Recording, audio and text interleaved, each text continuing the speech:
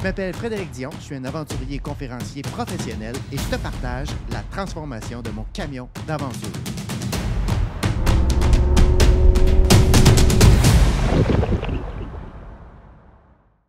Je me sens comme un gamin de soir de Noël. Je suis revenu de donner ma conférence aujourd'hui, puis j'avais reçu tout mon kit pour pouvoir faire mon système de son dans mon camper. Quand j'étais jeune, genre jeune adulte, moi je tripais ces systèmes de son. J'ai étudié en électronique. Et à ce moment-là, en fait, j'avais pas d'argent. Puis je me souviens que j'avais investi 150 $ de mes économies pour m'acheter un ampli de 150 watts. Puis c'était pas super, mais moi, j'y croyais tellement que cet ampli-là, c'était extraordinaire. Puis je trouvais que la musique était bonne avec cet ampli-là, mais dans les faits, c'était un mini système de son. Là, on se retrouve 25 ans plus tard. Je me bâtis un camper et pour moi, le système de son est resté important. Je me dis, quelle belle occasion d'avoir de la musique, d'un endroit fermé, d'avoir de la puissance. Donc, je me suis lancé sur Amazon, puis j'ai décidé de monter un kit.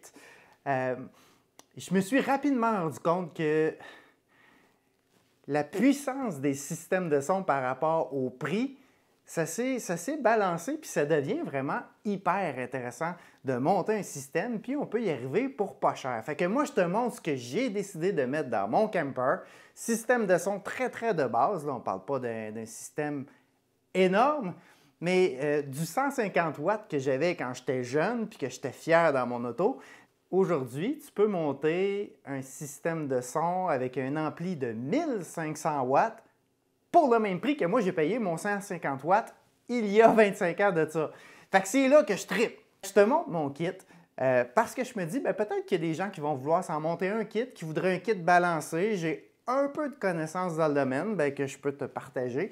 Des morceaux très simples, une connexion très simple, mais il y a des petites erreurs qu'on peut faire ici et là. Donc, je te montre mon kit, mon choix d'équipement, puis peut-être que ça va t'inspirer pour ton projet d'avoir un système de son compact, mais qui joue quand même.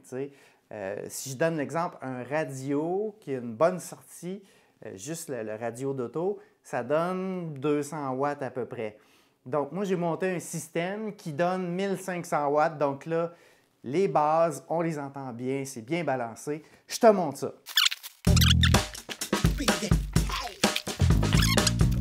Un radio d'auto Sony Bluetooth de base. Bon petit radio qui donne le 200 watts, mais moi, ce que je veux utiliser, c'est les sorties RCA ici pour pouvoir l'amplifier puis mener ça à un autre niveau. Donc, la source, après, ça prend un ampli. C'est un ampli 4 voix, donc qui sert à amplifier une sortie pour 4 haut-parleurs. Donc, ça, c'est vraiment moins pour un gros sub. Un gros parleur, c'est vraiment pour un système à 4 haut-parleurs, 4 voix. Donc, radio, ampli.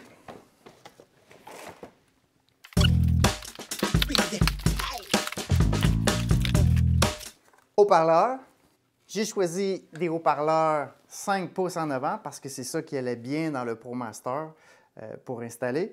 Et plus puissant pour derrière, des haut-parleurs 6x9. Ils vont te donner avec du fil. Mais si tu regardes, là, il est minuscule, ce fil-là. Ça, c'est non. Ça, c'est non. On jette ça, c'est bon rien.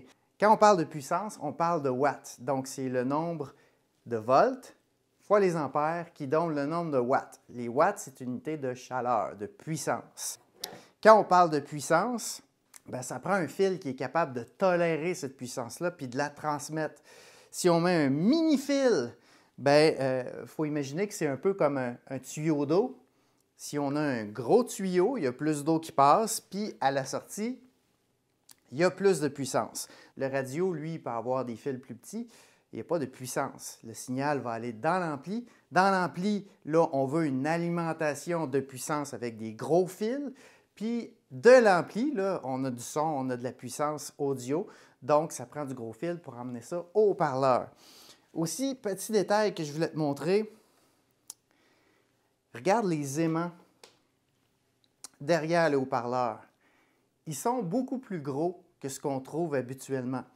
Et ça, c'est un signe de puissance. Un bon haut-parleur va avoir un gros aimant. C'est le kit que j'ai décidé de monter pour qu'il soit balancé, pour avoir une bonne puissance du début à la fin de la chaîne avec les bons éléments. Le défi ce soir, c'est de prendre une boîte qui existe, tout mettre ça là-dedans pour créer un boombox qui va me servir à avoir de la musique tout au long de la création de mon camper, puis ultimement prendre les morceaux, puis quand le camper va être prêt, les fixer dedans.